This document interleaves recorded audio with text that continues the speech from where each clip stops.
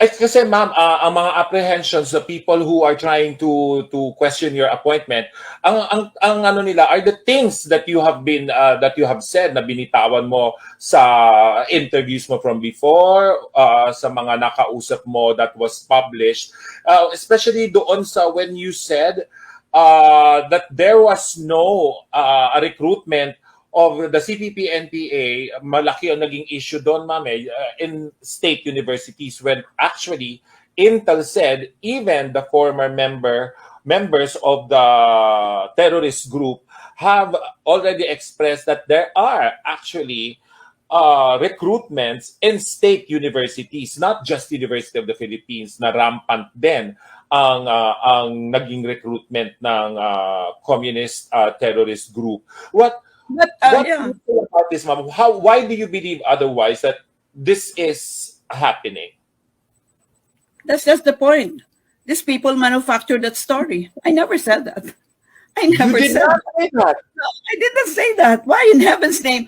I'm a scientist, Peter. You know, I know that these things are happening since the very beginning. You know, I grew up in the 60s. I'm swimming in activism. You know, I nearly had a miscarriage running in front of the American embassy because I was a student activist. Joma Season is my upperclassman. So people who are making these kinds of remarks, you know, will you please zipper your mouths already because you don't know me and you. Oh, something happened to Professor. Wala namang tuturan. That's why, you know, I don't want to spend a sliver of my saliva to even respond to them. Nalulunod nga ako sa trabaho, Peter, no? Hindi na nga ako makasilip sa Facebook, if you will notice. Hindi nga ako makapost dahil, minsan nga, mabuti na, naalala ko pa yung pangalan ko sa umaga, you know? So, exaggerate to make a point. Guys, please stop putting words in my mouth. I never said that. I'm a scientist. I know how a scientist should comport herself, and I will never say something that I know something when I don't know. And when I say I don't know, that means I cannot provide the predicate.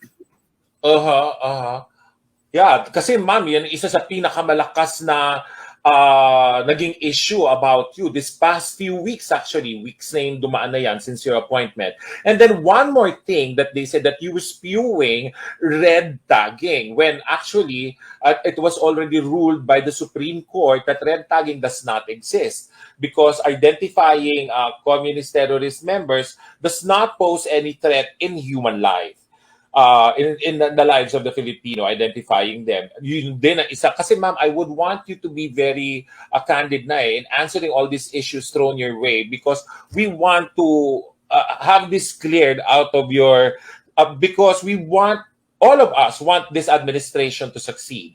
And we all want to support the call of the President for unity and babangon tayong muli, the economic recovery and all of that. And all these issues are being raised about you because alam naman natin that NSA is quite unsensitivity ng iyong position, ma'am. I never understood it before until I have gotten to know about it. And napakataas na demand sa'yo given your position as a scholar and educator and as an academe. Na hindi ka nga military, siguro yung mga apprehensions nila. What can you say about this red tagging issue being thrown at you again that you're spewing these words despite the Supreme Court ruling about it?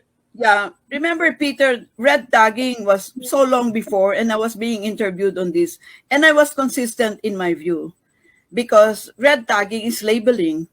I label you, Peter Serrano, komunista ka ha, pasista ka ha, sosyalista ka.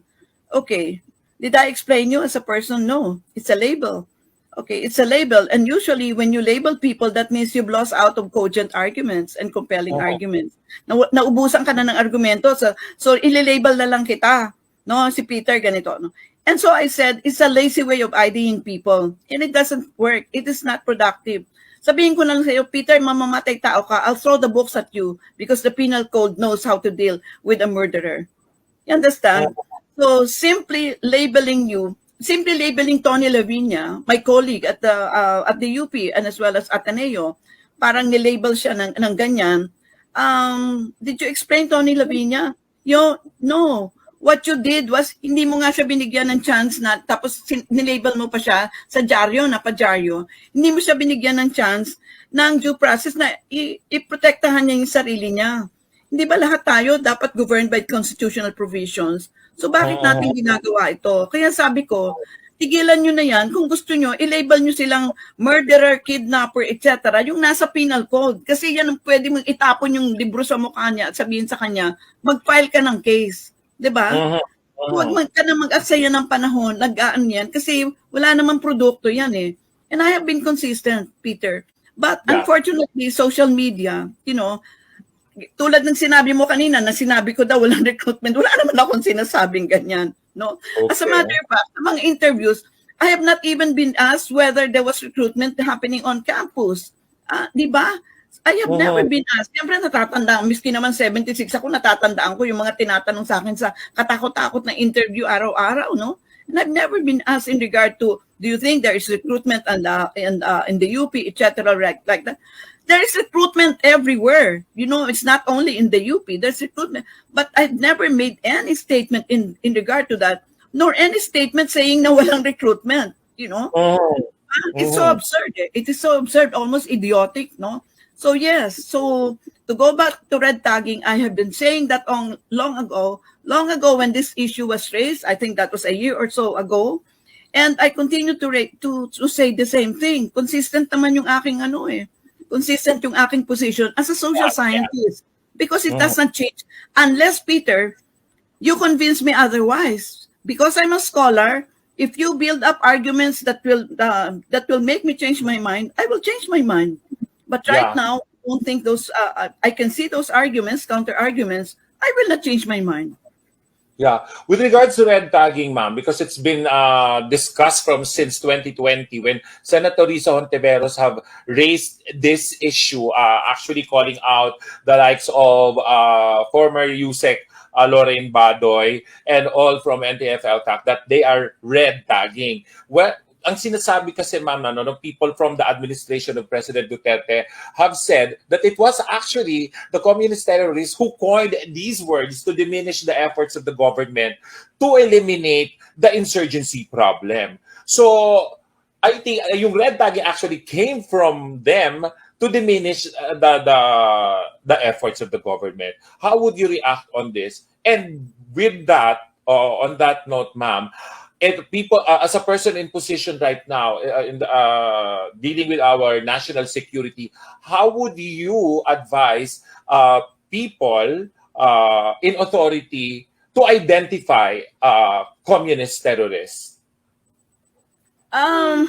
Two things. The word communist has so many definitions. You can use the Karl Marx definition. You can use other definition used in some other perspective. But when you use that word, you'd better tell me in what context you're using it. The word terrorist has more than 100 definitions in the literature. I know that because I teach the course. It is part of my syllabus in geopolitics. And therefore, terrorism is something which is difficult to defend, but if you have the wherewithal to do that, use that term, okay? But even the United Nations had difficulty coming out with the definition where there is a consensus of 200 or so states consisting of the United Nations on the definition, because it is so politically laden. I'm sure you have heard of the aphorism that one man's terrorist is another man's freedom fighter. That if you change the geography, the terrorist becomes a freedom fighter. It is because of the wobbliness, no? I call it a jello concept. Alam mo yung jello, Peter, yung nanginginig yung gelatin, no? When you have a jello concept and you use that to label people, you will have a problem defending that concept. So why don't you use a concept which is already in our laws? Because following a particular term that you will use, there will be concomitant punitive actions against that, di ba? So you say murderer, kidnapper, di ba? And all of this, they're all in the penal code. Because after that, no, of course, the United States uses the word terrorist. They have a particular definition. But the implication of that is there are financial implications. Mafi-freeze yung asset mo. You cannot, in fact, transact any business anywhere. And yes, that is why we are saying we'd better be sure when we use certain terms, sabihin natin ano yung konteksto at ano yung kanyang ibig sabihin, no? Kasi ang dami niyang implication eh. Nakita mo sa mga thesis and dissertation and even ordinary paper, there is that part of the paper after the intro, the definition of terms. Suppose I use the term, Peter, na suicide, na hindi ko siya dinefine. Yung pala, I'm talking about elderly suicide. Di ba? But kung sinabi ko lang suicide yun, hindi mo malalaman ano kayang suicide ang sinasabi ni Dr. Carlos. Di ba? Pero in the course of my discussion in the paper, yung pala lalabas siya, elderly suicide, especially among those age 80 and above. So dapat, in the first instance pa lang, inintroduce ko na by suicide, I mean in this paper, those suicides or self-harm done by elderly, mostly female, from 80 of age and above. So klarong-klaro agad that whenever they find that word in my paper, yun ang ibig sabihin. No? Because in the first instance, dinefine mo na siya. Definitions are very, very important.